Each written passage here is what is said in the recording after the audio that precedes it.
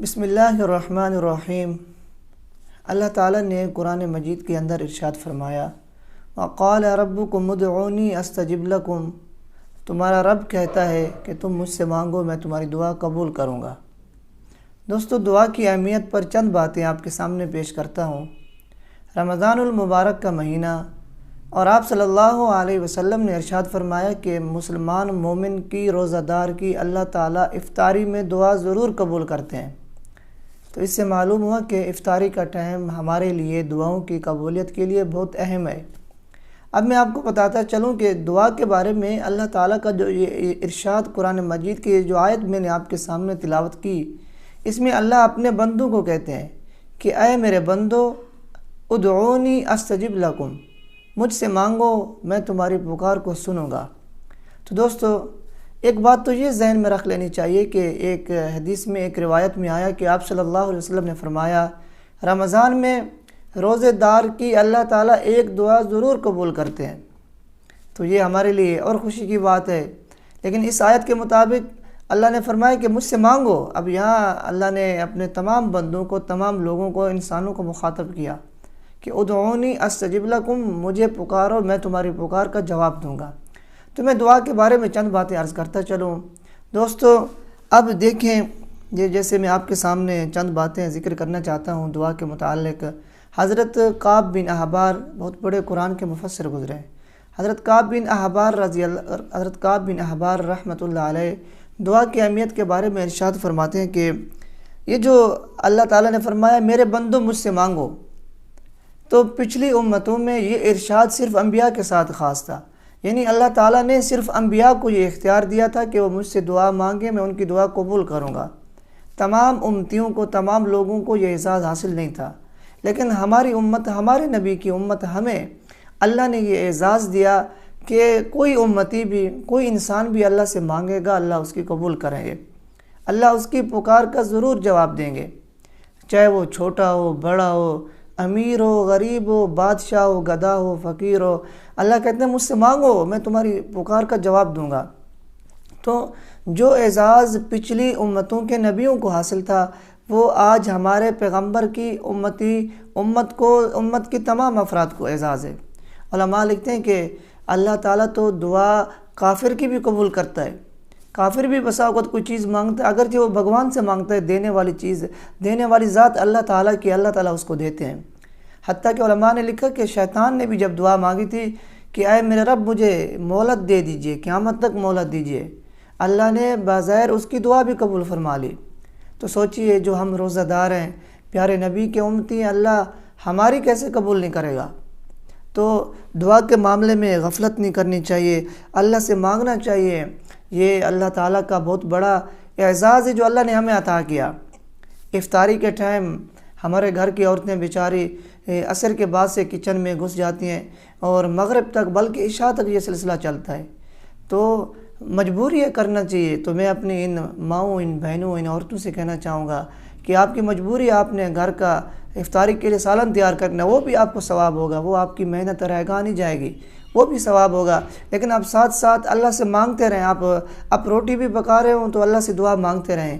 آپ سالن بنا رہے ہوں، آپ چائے بنا رہے ہوں، شربت بنا رہے ہوں، آپ کچھ بھی کچن میں کر رہے ہوں، آپ اللہ سے دعا مانگتے رہیں۔ اس کے بعد دیکھیے، عصر کے بعد کا وقت، اب ہمارے علماء کے بارے میں آتا ہے، بزرگوں کے بارے میں، یہ لوگ عصر کے بعد سے مصلی جائے نماز بچھا کر بیٹھ جاتے تھے اور اللہ سے مانگتے تھے مغرب کی اذان تک، افطاری تک۔ تو اس زمانے میں ہماری کتنی ضروریات ہیں۔ اگر کسی انسان سے اپنا کام پورا کروانا ہو، اپنا کام نکلوانا ہو، ہم اس کے آگے پیچھے گھومتے ہیں۔ تو اللہ وہ ذات ہے کہ جو کہتا ہے مجھ سے مانگو، میں تمہیں دوں گا، اور یقینی دوں گا۔ تو دوستو، دعا کے بارے میں جان لیں کہ اللہ تعالیٰ روزہ دار کی افطاری کے ٹائم دعا ضرور قبول کرتے ہیں۔ اچھا، اب دعا قبول ہونے کی آپ صلی اللہ علیہ وسلم نے 3 صورتیں حدیث میں بتائیں کہ مسلمان بندے کی دعا کس طرح قبول ہوتی ہے۔ یعنی جو روزہ دار بندہ، مسلمان بندہ دعا مانگتا ہے، اس دعا کے قبول ہونے کی علماء نے حدیث مبارکہ میں 3 صورتیں بیان فرمائی۔ یعنی حدیث میں آیا کہ 3 صورتیں، دعا جو قبول ہوتی ہے وہ 3 صورتوں میں ہوتی ہے، 3 شکلوں میں سمجھ لیں، 3 شکلوں میں دعا قبول ہوتی ہے۔ ایک تو یہ ہوتا ہے کہ جب مسلمان بندہ یا کوئی بندہ دعا کرتا ہے، مومن بندہ اللہ تعالیٰ سے، جس چیز کی دعا مانگتا ہے، بالفرض کوئی آدمی دعا مانگتا ہے یا اللہ مجھے ملازمت دے دے، مجھے جاب دے دے، تو اللہ اول تو یہ اس کی دعا قبول کر لیتے ہیں۔ بالفرض اگر اللہ اس کی وہ دعا قبول نہ کریں تو اس کی دوسری صورت دعا کی یہ کہ اللہ تعالیٰ آخرت میں جب وہ بندہ جائے گا اس کے درجات اس دعا کے بدلے میں بلند کریں گے۔ ایک اور حدیث میں آتا ہے، روایات میں آتا ہے، جب بندہ آخرت میں جائے گا اپنے نامہ اعمال میں دیکھے گا نیکیوں کا پلڑا بھاری ہوگا، تو وہ دل میں سوچے گا کہ دنیا میں تو اتنی نیکیاں میں نے نہیں کی تھی، تو یہ اتنی نیکیاں اتنے ثواب کہاں سے آ گئے؟ تو اسے بتایا جائے گا کہ یہ وہ دعا جو تم دنیا میں مانگتے تھے اللہ تعالیٰ سے، اللہ نے وہاں عطا نہیں کیا بلکہ آخرت کے لیے سنبھال کر رکھا ہوا تھا۔ تو کہتے ہیں اس وقت وہ بندہ اس طرح اپنے دانتوں میں انگلی دے گا اور پریشان ہو کر بولے گا، کاش دنیا میں میری ایک دعا بھی قبول نہ ہوتی، دنیا میں میری ایک دعا بھی قبول نہ ہوتی۔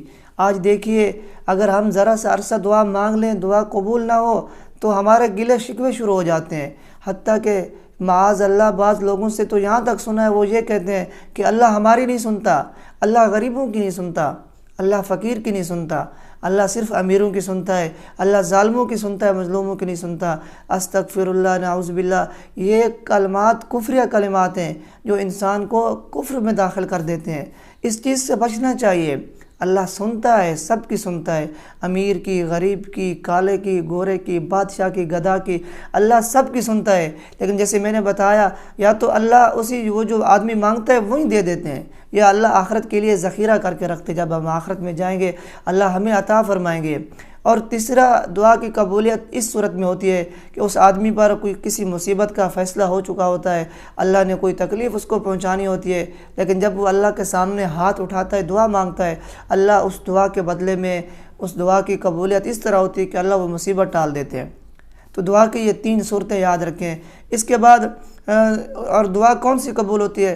آپ اللہ سے کوئی بھی دعا مانگیں اللہ سے قبول ہوتی ہے، لیکن وہ دعا ظلم کی نہ ہو، گناہ کی دعا نہ ہو، کسی کا حق کھانے کی دعا نہ ہو، کسی کو تکلیف پہنچانے کی دعا نہ ہو، جائز دعا اللہ اس کو قبول فرماتے ہیں۔ آپ صلی اللہ علیہ وسلم نے فرمایا کہ دعا سے عاجز نہ ہو، کیونکہ دعا اللہ تعالیٰ کو بہت پسند ہے، آپ صلی اللہ علیہ وسلم نے فرمایا، اور فرمایا کہ دعا کے ساتھ کوئی آدمی ہلاک نہیں ہوتا، یعنی دعا کرنے والا آدمی ہلاک نہیں ہوتا۔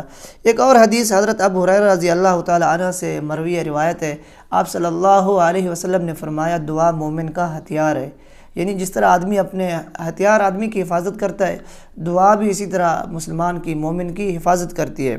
ایک اور روایت میں فرمایا آپ صلی اللہ علیہ وسلم نے کہ مسلمان جو بھی دعا کرتا ہے اللہ تعالیٰ سے، اللہ اس کو قبول فرماتے ہیں، ضرور قبول فرماتے ہیں، لیکن دینے کی وہ 3 صورتیں جیسے میں نے آپ کے سامنے عرض کی، یا تو اس دنیا میں دے دیتے ہیں، یا آخرت میں، یا مصیبت ٹال دیتے ہیں۔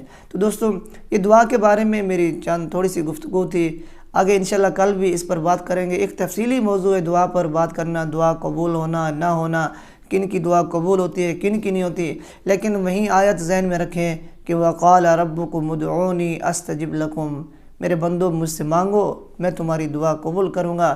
تو جو اعزاز پچھلے انبیاء کو تھا ان کی دعا قبول ہوتی تھی، ہمارے نبی کی ہر امت کو، ہر امتی کو یہ اعزاز حاصل ہے، اللہ اس کی دعا ضرور قبول فرماتے ہیں۔ تو ایک بات ذہن میں رکھیں، افطاری کا ٹائم بہت قیمتی ٹائم ہے، اللہ سے مانگیے، رو رو کر مانگیے، اپنی حاجات کو، اپنی ضروریات کو اللہ سے مانگیے۔ اللہ تعالیٰ میری اور آپ کی تمام مسلمانوں کی جائز حاجات پوری فرمائے۔